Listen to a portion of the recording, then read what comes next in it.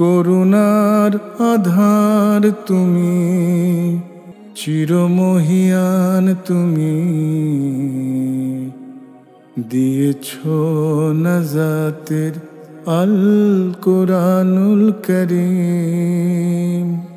أعوذ بالله من الشيطان الرجيم.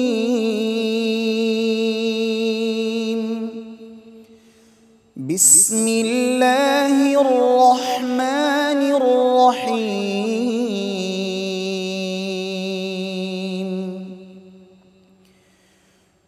واذكروا الله في أيام معدودات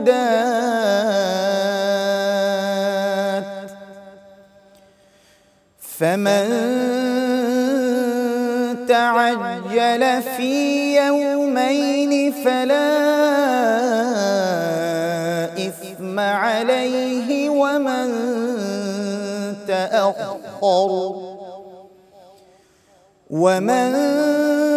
تأخر فلا إثم عليه لمن اتقى واتقوا الله واعلموا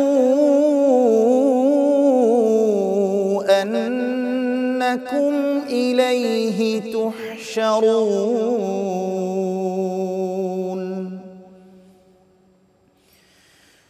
ومن الناس من يعجبك قوله في الحياة الدنيا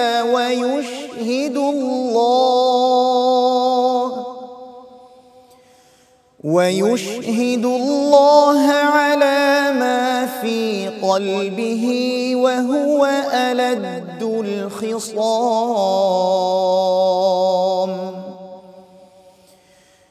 وإذا تولى سعى في الأرض ليفسد فيها ويهلك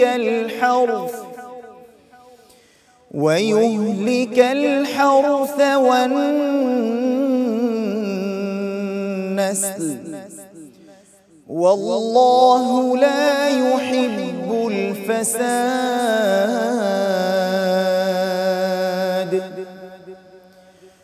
وإذا قيل له اتق الله أخذته العزة بالإثم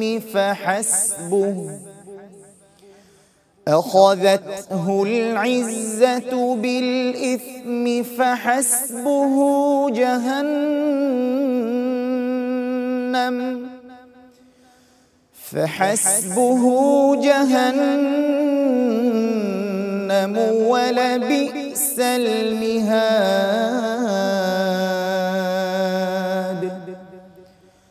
صدق الله العظيم. আল কোরআনুল করিম। আসসালামু আলাইকুম ওয়া রাহমাতুল্লাহি ওয়া বারাকাতুহু। ইন্নাল হামদুলিল্লাহ ওয়া সলাতু ওয়াসসালামু আলা রাসূলিল্লাহ বাদ।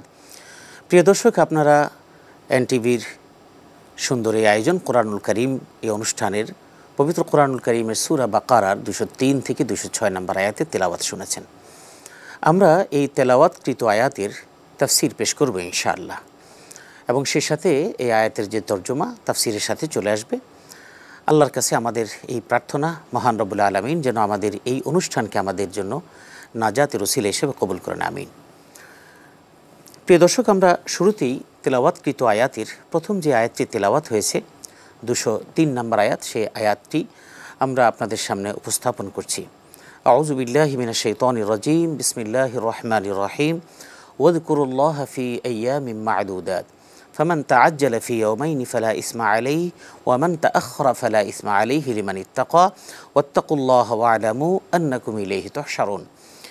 এই আয়াতে কারিমে আল্লাহ পাক রব্বুল আলামিন আমাদেরকে নির্ধারিতভাবে আমাদেরকে নির্দেশনা দিচ্ছেন যে ওয়াজকুরুল্লাহা ফি আইয়ামিন মা'দুদাত, তোমরা আল্লাহর নামকে স্মরণ করো নির্ধারিত কয়েকটি দিন। ফামান তাআজ্জালা ফি ইয়াওমাইনি ফালা ইসমা আলাইহি, যদি কেউ তাড়াহুড়া করে 2 দিনে তাহলে তার কোনো গুনাহ নেই। ওয়ামান তাআখারা ফালা ইসমা আলাইহি, আর যদি কেউ বিলম্ব করে তাতেও তার কোনো গুনাহ নেই। তবে লিমানিত্তাকা, কোনো গুনাহ নেই। মূলত আসলে আল্লাহর কাছে প্রাপ্তিটা তাকওয়ার উপর নির্ভর করে। ওয়াত্তাকুল্লাহ ওয়া আলামু আন্নাকুম ইলাইহি তুহশারুন, এরপরে আল্লাহ বলছেন তোমরা আল্লাহকে ভয় করো। এর কারণ হলো, এবং তোমরা এটা জানো যে তোমাদের সকলকে আল্লাহর কাছে সমবেত হওয়া লাগবে, একত্রিত হওয়া লাগবে। এই আয়াতে কারিমায় আমরা যে বিষয়টি আমরা অনুবাদের মাধ্যমে বুঝলাম যে আল্লাহ পাক রব্বুল আলামিন আমাদেরকে নির্ধারিত কয়েকটি দিনে আল্লাহর জিকির, আল্লাহর স্মরণের কথা বলেছেন। সেটা কি আমরা ইতিপূর্বে আমাদের আলোচিত হয়েছে, অর্থাৎ অন্যান্য যে পর্বগুলো গিয়েছে এর একটু আগের আয়াতেই আল্লাহ পাক বলেছেন যে তোমরা যখন হজের আহকামাতগুলো শেষ করবা, ফাইদা কাদাইতুম মানাসিকাকুম ফাজকুরুল্লাহ কাদিক্রিকুম আবাআকুম আও আশাদ্দা যিকরা। আল্লাহ পাক রব্বুল আলামিন আগে কিছু আয়াতের বলেছেন যে তোমরা যখন হজের আহকামাতগুলো শেষ করবা তখন তোমরা তোমাদের মতো করে এই তোমাদের পূর্বপুরুষদের নামগুলো তোমরা স্মরণ করে থাকো। এখানে এই আয়াতটা ওয়াজকুরুল্লাহ ফি আইয়ামিম মাদুদাত কেন বললেন? বলার উদ্দেশ্য হলো ওই আগের আয়াতের সাথে, অর্থাৎ পূর্ববর্তী যুগে রাসূলুল্লাহ সাল্লাল্লাহু আলাইহি ওয়াসাল্লামের কাছে ওহী অবতীর্ণ হওয়ার আগ পর্যন্ত, কোরআনের এই আয়াতগুলো অবতীর্ণ হওয়ার আগ পর্যন্ত মক্কার যেই মানুষগুলো ছিল তারাও কিন্তু বাইতুল্লাহ তাওয়াফ করতো, তারাও কিন্তু হজের হাজিদেরকে পানি পান করাতো, অন্যান্য আহকামাতগুলো তারা পালন করতো। কিন্তু তারা হজের আহকামাতের পরের দিন তারা সেখানে স্মরণ করতো তাদের পূর্বপুরুষদেরকে। এটা আপনারা শুনেছেন ইতিপূর্বে বিভিন্ন আলোচনায় বা ওয়াজ মাহফিলও শুনেছেন যে আরবের লোকেরা তাদের পূর্বপুরুষদের নামে স্কেচ করেছিল, এর পরবর্তীতে তাদের নামে একটা স্ট্যাচু বানিয়েছিল। কেন? শয়তান তাদেরকে বলেছিল যে তোমাদের পূর্বপুরুষরা তো অনেক নামি দামি ব্যক্তি ছিলেন, অনেক আল্লাহওয়ালা লোক ছিলেন, তো তাদেরকে একটু স্মরণ করা দরকার। এর পরবর্তী প্রজন্মের কাছে বলল তারা তো ভালো মানুষ ছিলেন, তাদের নাম নিয়ে তোমরা যদি দোয়া করো তাহলে আল্লাহ বেশি শুনবেন। এভাবেই তারা আসলে শিরকের মধ্যে ডুবে গিয়েছিল। তো ওই প্রচলনটা বাদ দিয়ে যাতে করে হজের হাকামাতগুলো শেষ করে মানুষেরা যেই আরাফাতের দিবসে যেই দিবসটা অবস্থান করেন, ওই অবস্থান করার পরবর্তীতে বাকি 3 দিন যেন এই মানুষগুলো মিনায় অবস্থান করে এবং সেখান থেকে আল্লাহর জিকির, আজকার, স্মরণ এবং জামারাতে পাথর নিক্ষেপ সহ অন্যান্য আহকামাতগুলো পালন করে। তার মানে হলো অর্থাৎ এই আহকামাতগুলো 3 দিন পালন করা লাগবে, অর্থাৎ হজের পরের দিন থেকে, অর্থাৎ 3 দিন জামারাতে পাথর মারা। এই 3 দিনের মধ্যে ফামান তাআজ্জালা ফি ইয়াওমাইনি ফালা ইসমা আলাইহি, এর দ্বারা উদ্দেশ্য হলো 3 দিনের মধ্যে যদি 2 দিন কেউ যদি মিনায় অবস্থান করে, প্রথম দিন জামারাতে পাথর মারতে হবে, দ্বিতীয় দিন জামারাতে পাথর মারতে হবে। এই 2 দিন পাথর মারার পরে যদি হাজিরা যদি স্থানীয়, অর্থাৎ এটা অনেকেই করে থাকেন যে মিনা থেকে মক্কার কাছাকাছি যে তাদের অবস্থান যেখানে আছে, বাসস্থান বা হোটেল, এখানে তারা যদি চলে আসে, থার্ড যেই দিনটি আছে এই দিনটি যদি সেখান থেকে গিয়ে যদি পাথর মারে, এতে করে কোনো তাদের জন্য কোনো অপরাধ নেই, তাদের জন্য কোনো গুনাহ নেই। এটাই বলা হচ্ছে ফামান তাআজ্জালা ফি ইয়াওমাইনি ফালা ইসমা আলাইহি ওয়া মান তাআখারা ফালা ইসমা আলাইহি লিমান ইত্তাকা। যদি এরপরে যদি আরও একদিন থাকে, অর্থাৎ 3 দিন পরিপূর্ণভাবে যদি মিনায় অবস্থান করে, সেটাও কোনো সমস্যা নেই। আসলে তাকওয়া বা মানে পাপ এবং পুণ্য নির্ভর করে আল্লাহর বিধিবিধান পালন করা না করার উপরে। লিমান ইত্তাকা অর্থাৎ পাপ এবং পুণ্য এটা নির্ভর করে হলো মানুষের তাকওয়ার উপরে, আল্লাহর বিধান মানা এবং না মানার উপরে। এরপর আল্লাহ বলছেন ওয়াত্তাকুল্লাহ, তোমরা আল্লাহকে ভয় করো। তার মানে কি, আমরা কিন্তু একটা ভুল ইনফরমেশনে আছি। আমরা মনে করি আল্লাহকে তো আমরা ভয় করি। কিভাবে ভয় করি? যে ভাই আমরা তো মরে গেলে আল্লাহ শাস্তি দিবে, কবর আছে, এটার পরে এটার ঘাটি আছে, আমরা ভয় পাই। না, তাকওয়া বা ভয় মানে এটা নয়। তাকওয়া আর ভয় এটার মানে হলো, ভয় মানে এটা আল্লাহ যা করতে বলেছেন সেটা পরিপূর্ণভাবে আদায় করা, যেটা নিষেধ করেছেন সেটা বর্জন করা, এটার নাম হলো তাকওয়া। এই কথাটাই ইমাম ইবনে তাইমিয়া রাহিমাহুল্লাহ তাআলা তিনি বলেছেন তাকওয়া কী জিনিস? ওয়াল খাউফু মিনাল্লাহ মা ইমতিসালি আওয়ামিরিহি ওয়া ইজতিনাবু নাওয়াহি। আল্লাহ যা আদেশ করেছেন তা পালন করা কোনো রকমের প্রশ্ন ছাড়া, যেটা নিষেধ করেছেন আমার যতই ভালো লাগুক আমি সেটা করব না, এটার নাম হলো তাকওয়া। এরপরে আল্লাহ বলছেন ওয়াত্তাকুল্লাহ ওয়ালামু, তোমরা তো জানো আন্নাকুম ইলাইহি তুহশারুন, তোমাদেরকে আল্লাহর কাছেই তোমাদেরকে সমবেত করা হবে এবং তোমরা সমবেত হবে। এরপরে 204 নম্বর আয়াতে আল্লাহ পাক রব্বুল আলামিন ওয়ামিনান নাসি মান ইউজিবুকা কাউলুহু ফিল হায়াতিদ দুনিয়া ওয়া ইউশহিদুল্লাহা আলা মা ফি কলবিহি ওয়া হুয়া আলাতুল খিসাম। এই আয়াতে আল্লাহ পাক রব্বুল আলামিন বলছেন কিছু মানুষ এমন আছে রাসূলকে সম্বোধন করে বলছেন, আর রাসূলকে সম্বোধন করে বলার মানেই কিন্তু আমরা, অর্থাৎ কোরআন 23 বছরের জীবনে আল্লাহ রাসূলের উপর অবতীর্ণ করা হয়েছে, কিয়ামত পর্যন্ত যত মানুষ আসবে তাদের জন্য এটা পালনীয় এবং এই নির্দেশগুলো তাদের জন্য অবধারিত। আল্লাহ পাক রব্বুল আলামিন আল্লাহ রাসূলকে বলছেন ওয়ামিনান নাসি মান ইউজিবুকা কাউলুহু ফিল হায়াতিদ দুনিয়া। জীবন সম্পর্কে আপনি আমার সাথে চলাফেরা মানুষগুলো দেখবেন জীবন সম্পর্কে এমন এমন কথা বলে, তাদের কথাগুলো শুনলে মনে হয় আমাদের জীবনটা একদম বৃথা এবং কি চমৎকৃত করে ফেলে। ওয়ামিনান নাসি মান ইউজিবুকা কাউলুহু ফিল হায়াতিদ দুনিয়া ওয়া ইউশহিদুল্লাহা আলা মা ফি কলবিহি ওয়া হুয়া আলাদুল খিসাম। কিছু মানুষ আছে যারা তোমার কাছে এমন চমৎকৃত কথা বলবে, তোমাকে চমৎকৃত করে দিবে, উজ্জীবিত করে দিবে, উদ্দীপিত করে দিবে, অর্থাৎ তুমি মনে করবে আরে আমার জীবনটা তো আসলে একদম বৃথা, আসলে এ যা বলতেছি এর কথাটা পালন করলেই তো। এবং এই কথাটা বিশ্বাসযোগ্যতা অর্জন করার জন্য কথায় কথায় ওয়ায়ুশহিদুল্লাহ আলা মা ফি কলবি, কথায় কথায় আল্লাহকে সাক্ষ্য রাখবে। যেমন আমাদের কিছু মানুষ আমরা বলি ভাই ইমানে বলতেছি, আল্লাহকে সাক্ষী রেখে বলতেছি, ভাই আমি যা বলতেছি ভাই একটাও মিথ্যা কথা না। এভাবে বলার পরে আপনাকে উজ্জীবিত করে ফেললো, আপনার কাছে এসে চিন্তা করলো যে ব্যবসায়িক একটা টোপ আপনার কাছে ছেড়ে দিল। ভাই লাইফটাকে যদি আপনি দাঁড় করাতে চান তাহলে এই বিজনেস আমি এটা করছি, আমি এটা করছি, আমরা এতজন এই সেই, আপনি বেশি না আপনি 10 লক্ষ টাকা ইনভেস্ট করেন, এই 1 বছরের মাথায় আপনি অনেক কিছু জানেন। এখন আপনার ভিতর একটু অনাস্থা সৃষ্টি হতে পারে, তার চেহারা দেখেই, আপনার চেহারা দেখেই সে কিন্তু মেজারমেন্ট করে ফেললো। এবার বললো ভাই আপনার হাত দুইটা ধরে, আপনি আমাকে ভালো মানুষ মনে করেন না? আপনি কি আমাকে আমার বন্ধু মনে করেন না? আপনি কি আপনার ভাই মনে করেন না? এই কথাগুলো বুঝেন, ভালো করে খেয়াল করবেন। হ্যাঁ ভাই আমি তো আপনাকে আমার হিতাকাঙ্ক্ষী মনে করি। তাহলে আল্লাহকে সাক্ষী রেখে বলছি এই ব্যবসায় কিন্তু কোনো লস নাই, আপনি কিন্তু হারবেন না, আপনি কিন্তু ঠিকই একটা সুন্দর ভবিষ্যৎ আমরা গড়ে দিব। এই কথাটা বলার পর আপনি ইনভেস্ট করলেন, আমাদের সমাজের মানুষ ইনভেস্ট করে কয়েকদিন পরে দেখা যায় লাপাত্তা। আল্লাহ পাক রব্বুল আলামিন বলে দিচ্ছেন ওয়ামিনান নাসি মান ইউজিবুকা কাউলুহু ফিল হায়াতিদ দুনিয়া, জীবন সম্পর্কে তোমাকে এমন এমন সুন্দর সুন্দর বাক্যগুলো তোমার সামনে উপস্থাপন করবে, তোমাকে চমৎকৃত করে দিবে, উজ্জীবিত করে দিবে, উদ্দীপিত করে দিবে। এবং শুধু তাই না, তোমাকে বিশ্বস্ততা অর্জনের জন্য আল্লাহকে সাক্ষী রাখবে, আল্লাহর নাম নেবে, শপথ করবে, কসম খাবে। ওয়া হুয়া আলাদুল খিসাম, তুমি মনে রেখো আসলে তারা কিন্তু সত্যিকারে মুমিন মুত্তাকিনা, আসলে তাদের আল্লাহর প্রতি তাদের আস্থা অনেক কম, বরং ক্ষেত্রবিশেষ আল্লাহর সাথে তারা ঝগড়াটে। তার মানে তারা ব্যক্তিগত জীবনে কিন্তু তারা আল্লাহর প্রতি পূর্ণ আস্থাশীল না।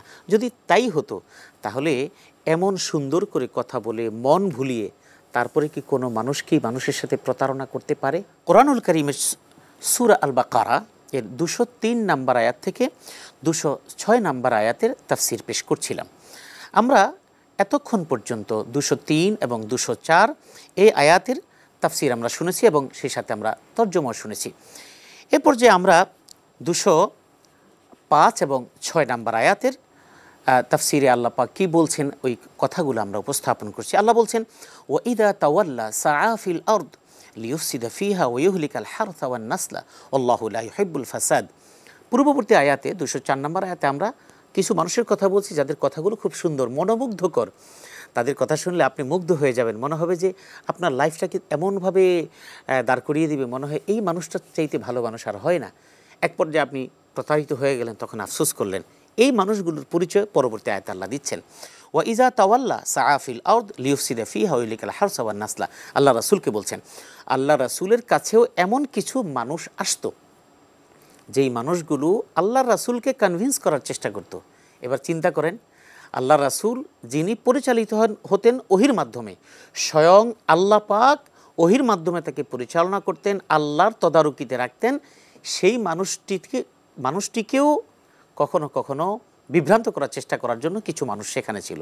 এই কথাগুলো আমাদের জন্য, তার মানে আমরাও যখন ইমানের সাথে, তাকওয়ার সাথে, ইসলামের সাথে চলতে থাকবো, কিছু মানুষ আমাদেরকে দুনিয়াটা সামনে নিয়ে এসে, যে কোনো একটা স্বার্থ সামনে নিয়ে এসে আমাকে প্রলুব্ধ করে দিতে পারে, যেখানে আমার ইমানটা আমার থেকে দূরে সরে যেতে পারে। কিন্তু তাদের চরিত্রটা কি আল্লাহ রাসূলকে বুঝিয়ে দিচ্ছেন ওয়া ইযা তাওয়াল্লা সাআ ফিল আরদ। কিন্তু যখন আপনার কাছে সুন্দর সুন্দর কথা বলে আপনার এখান থেকে যখন নাকি বেরিয়ে যায়, কিন্তু তারা আসলে কি করে, তারা হলো সাআ ফিল আরদ লিইফসিদা ফিহা ওয়া ইহলিকাল হারসা ওয়ান নাসলা। আসলে তাদের উদ্দেশ্য হলো সমাজের মধ্যে বিশৃঙ্খলা সৃষ্টি করা।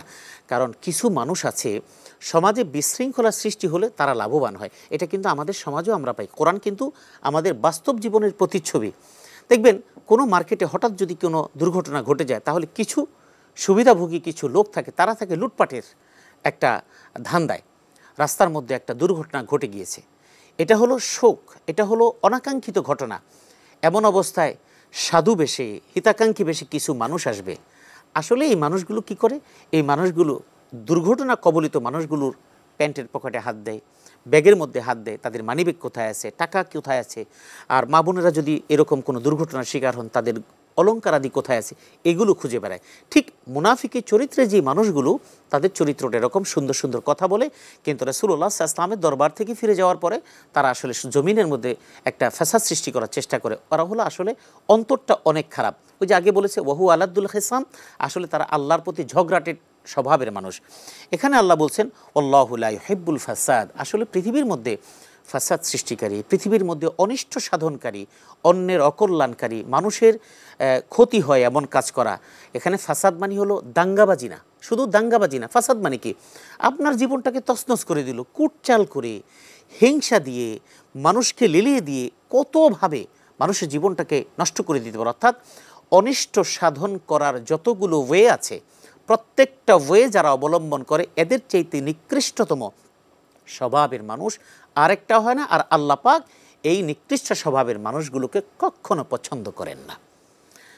এরপরে আল্লাহ পাক রব্বুল আলামিন 206 নম্বর আয়াতে, যেটি আজকের আলোচনার শেষ আয়াত, আল্লাহ পাক রব্বুল আলামিন বলছেন ওয়া ইযা কিলা লাহু তাকিল্লাহা আখাযাতুহুল ইজ্জাতু বিল ইসম ফাহাসবুহু জাহান্নাম ওয়ালা বিসাল মিহাদ। এই মানুষগুলোর কথাই এখন বলা হচ্ছে।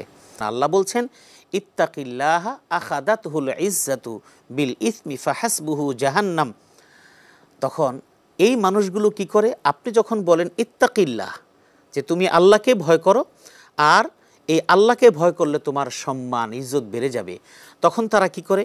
তখন তার অহংকার তাকে আরও সামনের দিকে বাড়িয়ে নিয়ে যায়। এবং এটা কিন্তু হয়, অর্থাৎ কিছু মানুষ আছে তার ক্ষমতা, তার শক্তিমত্তাটা যখন আপনি খুব সুন্দরভাবে উপস্থাপন করেন, ভাই আপনি তো এইরকম মানুষ, আপনি তো এইরকম ক্ষমতাবান, আপনি তো এইরকম কিছু, যাদের মধ্যে আল্লাহর ভয় নেই, যাদের মধ্যে আল্লাহর ভয় মানি, আল্লাহর পরকালের প্রতি বিশ্বাস নেই, জবাবদিহির অনুভূতি নেই, সেই মানুষগুলোকে আপনি এই কথা বললেও তাদের অন্তরে কখনোই এটা আসবে না। বরং তারা কুটকৌশলে তাদের যেই স্বার্থ, হীন স্বার্থ, সেটাকে চরিতার্থ করার জন্য, আপনাকে অসম্মানী করার জন্য, আপনাকে লাঞ্ছিত করার জন্য, আপনাকে বিভিন্নভাবে পেরেশানির মধ্যে ফেলে সে লাভবান হওয়ার জন্য চেষ্টা করবে। আল্লাহ বলছেন এই মানুষগুলোর পরিণতি কি?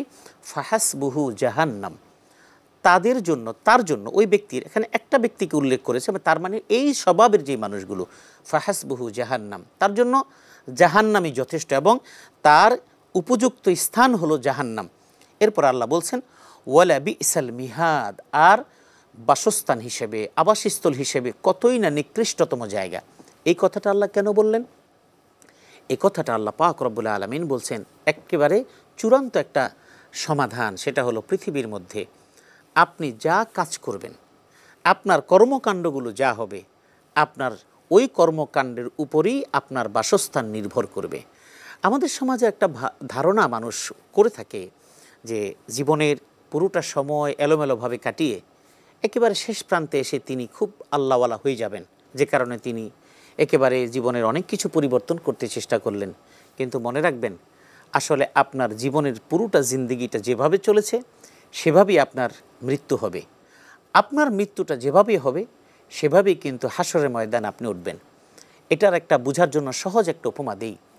একজন মানুষ বা একটা প্রাণীকে যখন নাকি আপনি আঘাত করেন, অথবা আপনি আমি যখন বিপদের মধ্যে পড়ি, তখন কিন্তু দুইটা শব্দ বের হয়। কেউ বলে ও মারে বাবারে, আর কেউ বলে আল্লাহ, কেউ বলে ইন্নালিল্লাহ, কেউ বলে আল্লাহু আকবার। এই যে শব্দগুলো, এই শব্দগুলো ভিতরে কিন্তু ডাউনলোড করা, যার অন্তরে যেটা আছে সেটাই কিন্তু অটোমেটিক বের হবে। মান কানা আখিরু কালামিহি লা ইলাহা ইল্লাল্লাহ ফাদাখালাল জান্নাহ, যার শেষ কথাটা কালিমা হবে লা ইলাহা ইল্লাল্লাহ, রাসূল বলেছেন ফাদাখালাল জান্নাহ, সে জান্নাতে প্রবেশ করলো। তার মানে কি? আপনি সারা জীবন যদি ঈমানের উপরে চলেন, তাহলে অটোমেটিক্যালি আপনার ইন্তেকালের সময় আপনার জবান থেকেই কালিমা আল্লাহ বের করে দিবেন। যদি আপনার অন্তরে যদি নিফাকই থাকে, মুনাফিকই থাকে, আপনার অন্তরে যদি অন্যের বিরোধিতা করা, অন্যের ক্ষতি সাধন করা, নিজের ইনকামের জন্য, সুবিধার জন্য, সচ্ছলতার জন্য হালাল হারাম, বৈধ অবৈধ, ন্যায় নীতি, ইনসাফ এগুলি যদি পরোয়া না করেন, তাহলে আপনার আমার জীবনের ক্রান্তি লগ্নটা অত্যন্ত ভয়াবহ হবে।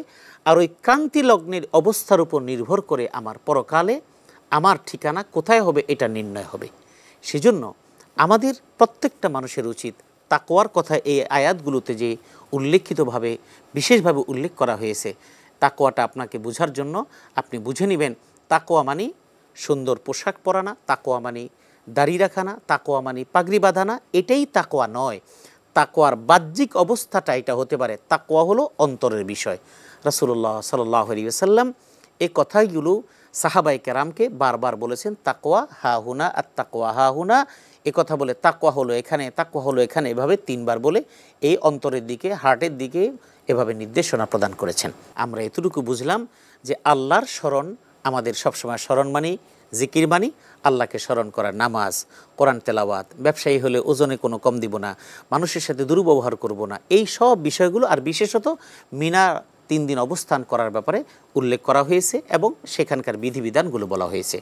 এরপরে 4 নাম্বার আয়াতে মানুষের চমৎকৃত কথাগুলো দিয়ে কখনো আমরা যেন একেবারে নিজেকে ভুলে না যাই, আমরা সবসময় যেন নিজেকে বোঝার চেষ্টা করি। আর এরপরে আয়াতগুলোতে আল্লাহ পাক রব্বুল আলামিন এটা বুঝিয়েছেন যাতে করে আমরা কখনো এই মুনাফিকি চরিত্র কিংবা যাদের মধ্যে আল্লাহ ভীতি নেই এই মানুষগুলোর কারণে কখনোই যেন আমরা বিভ্রান্ত না হই, কারণ তারা আমাদের কাছ থেকে দূরে সরে যাওয়ার পরে তারা কিন্তু তাদের অরিজিনাল চরিত্রটা তারা তুলে ধরে।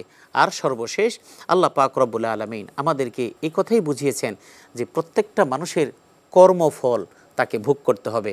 আপনি পৃথিবীতে যতটুকু ভালো কাজ করবেন আপনি মনে রাখবেন একটা কাজও আপনার বৃথা যাবে না।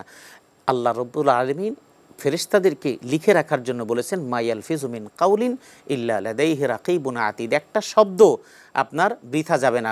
গালি দিলেও এটা রেকর্ড থাকবে, সুবহানাল্লাহ বললেও রেকর্ড থাকবে, হাসি মুখে সুন্দর করে কথা বললে এটাও রেকর্ড থাকবে। আমার আচরণ, আমার কথা, আমার লেনদেন, আমার সার্বিক কর্মকাণ্ডগুলোর উপর নির্ভর হবে আমার পরকালীন জীবন। আর পরকালীন জীবন আমরা মনে করি আখেরাতে, হাসরের ময়দানে, কিয়ামতের ময়দানে না। আমার পরকালীন জীবনটা শুরু হয়ে যাবে যেদিন আপনার আমার সামনে মালাকুল মাউত এসে যাবে। আমার কর্মফল যদি ভালো হয় তাহলে মালাকুল মাউত আমার সাথে সুন্দর আচরণ করবেন। আমার কর্মফল যদি খারাপ হয় তাহলে মালাকুল মাউত জাহান্নামের ফেরেশতাদেরকে নিয়ে এসে আমার সাথে দুর্ব্যবহার করে আমার রূহটাকে নিয়ে যাবে। আর এরপর থেকে আমার প্রতিটা মুহূর্ত হবে আমার জন্য লাঞ্ছনাকর। কবর, হাসর, মিজান, পুলসিরাত, একেবারে প্রত্যেকটা ঘাঁটি হবে আমার আপনার জন্য ভয়াবহ। কিন্তু যদি আমার কর্মফলটা যদি ভালো হয় তাহলে আমার প্রত্যেকটা ঘাঁটি হবে সুন্দর। প্রিয় দর্শক, আসুন আমরা আমাদের জীবনটাকে সুন্দর করি, আমাদের অন্তরটাকে কলুষিত যেন না হয় সেজন্য আমরা ঈমান, তাকওয়ায় আমরা আমাদের অন্তরটাকে পরিপূর্ণ করে দিই। আমার দ্বারা আমার প্রতিবেশী যেন কষ্ট না পায়, আমার দ্বারা আমার কোনো ভাই যেন কষ্ট না পায়। আল্লাহ আমাদেরকে সুন্দর জীবন যাপন করার, রাসূলের আদর্শ অনুসরণ করে চলার তৌফিক দান করুন, আমিন। প্রিয় দর্শক, আপনাদের কাছ থেকে বিদায় নিচ্ছি। আবারও ইনশাআল্লাহ এই অনুষ্ঠানের মাধ্যমে দেখা হবে। আল্লাহ হাফেজ। আসসালামু আলাইকুম ওয়া রাহমাতুল্লাহি ওয়া বারাকাতুহু। করুণার আধার তুমি দিয়েছ, সত্যের বাণী অসীম, চিরমহিয়ান তুমি দিয়েছ নাজাতের আল কোরআনুল কারীম।